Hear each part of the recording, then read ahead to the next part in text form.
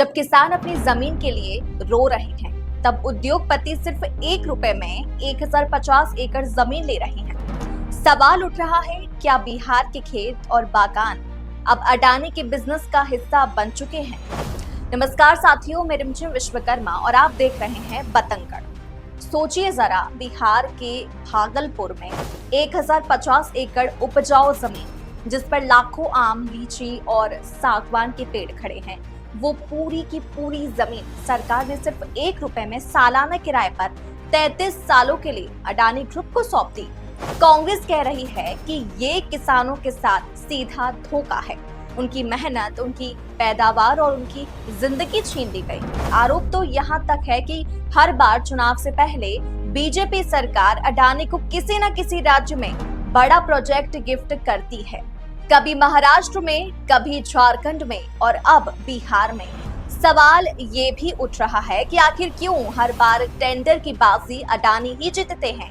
क्या यह वास्तव में विकास की रणनीति है या फिर राजनीतिक फायदे का खेल? और जब जमीन पर खड़े 10 लाख से ज्यादा पेड़ों को काटकर औद्योगिक प्रोजेक्ट लगाया जाएगा, तो किसानों, पर्यावरण और समाज का क्या होगा?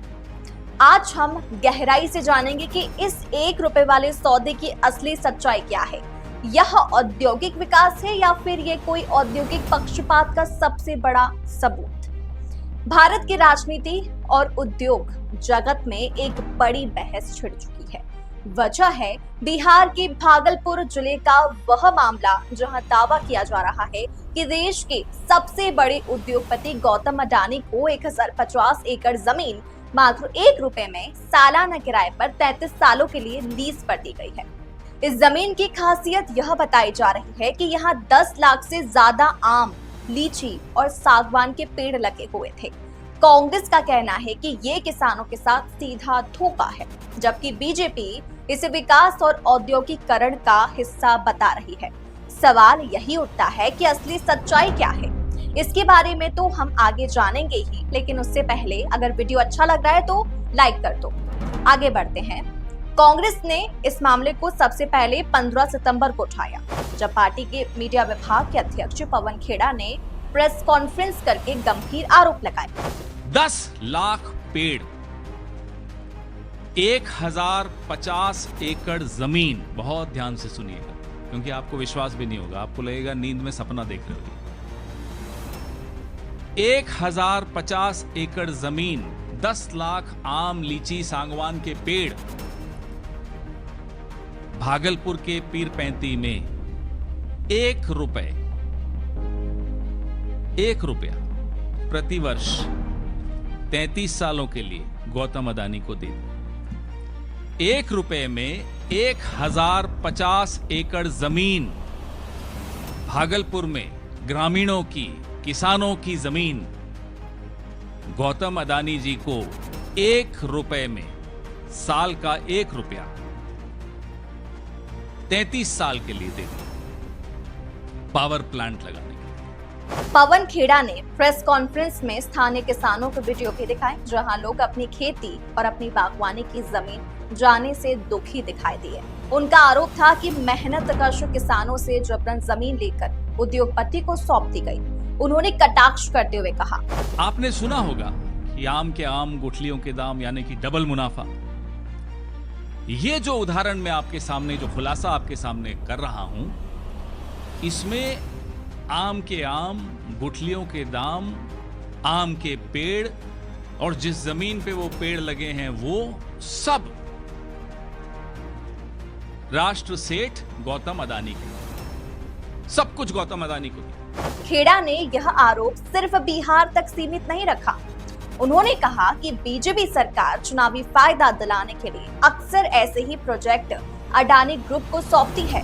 उन्होंने उदाहरण दिए कि महाराष्ट्र में चुनाव से पहले धारावी और बड़े पावर प्रोजेक्ट अडानी को दिए गए। झारखंड विधानसभा चुनाव के ठीक पहले गोड्डा पावर प्रोजेक्ट अडानी को मिला और छत्तीसगढ़ में 2013 के चुनाव से पहले हसदेव अरण्य का प्रोजेक्ट भी अडानी को दे दिया गया। खेड़ा का आरोप था कि जब भी बीजेपी को चुनाव हारने का डर होता है, वे अडानी को बड़े बड़े प्रोजेक्ट गिफ्ट कर देते हैं। दिलचस्प बात यह रही कि जिस दिन कांग्रेस प्रेस कॉन्फ्रेंस कर रही थी, उसी दिन प्रधानमंत्री नरेंद्र मोदी बिहार के दौरे पर थे। ऐसे में आरोप सीधे सीधे मोदी सरकार और बिहार की एनडीए सरकार पर जा पहुंचे। कांग्रेस ने इसे चुनावी सौगात और राजनीतिक पक्षपात का मामला बताया। अब सवाल यह था कि आखिर प्रोजेक्ट की असल कहानी क्या है। पवन खेड़ा ने दावा किया कि केंद्र सरकार ने अपने ही बजट में इस प्रोजेक्ट की घोषणा की थी। यह एक 400 मेगावाट क्षमता वाला पावर प्लांट है, जिसकी अनुमानित लागत करीब 21,400 करोड़ बताई गई थी। लेकिन बजट में यह साफ नहीं किया गया था कि इतने बड़े स्तर की परियोजना एक निजी कंपनी को दी जाएगी, और वह भी सिर्फ अडानी को।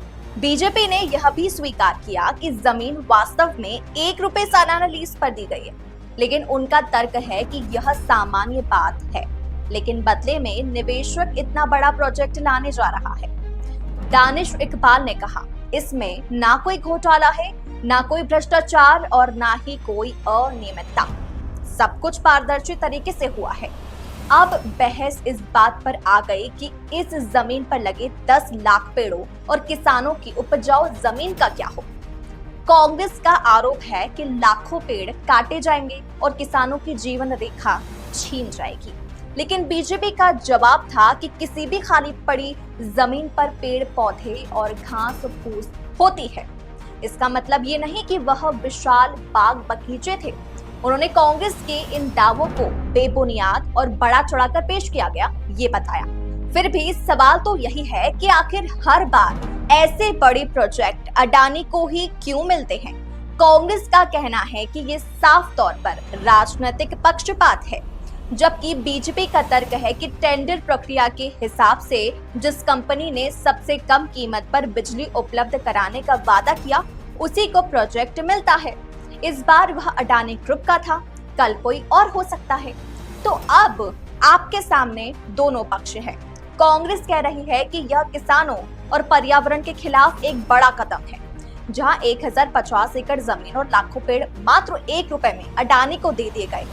वहीं बीजेपी कह रही है कि यह राज्य के लिए औद्योगिक विकास का अवसर है, जिसमें निवेश, रोजगार और सस्ती बिजली सब शामिल है। अंत में सवाल वही है, क्या यह सचमुच औद्योगिक विकास है या औद्योगिक पक्षपात? क्या यह कदम किसानों और पर्यावरण के साथ खिलवाड़ है या बिहार के भविष्य के लिए जरूरी निवेश?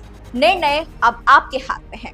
क्या आप सोचते हैं ये सौदा बिहार के लिए लाभदायक है या हानिकारक? अपनी राय हमें कमेंट सेक्शन में जरूर बताएं। अगर वीडियो अच्छा लगा हो तो अपने दोस्तों से शेयर कर दो और चैनल को सब्सक्राइब करना मत भूलना। और ऐसे वीडियोस के लिए देखते रहिए बतंगड़।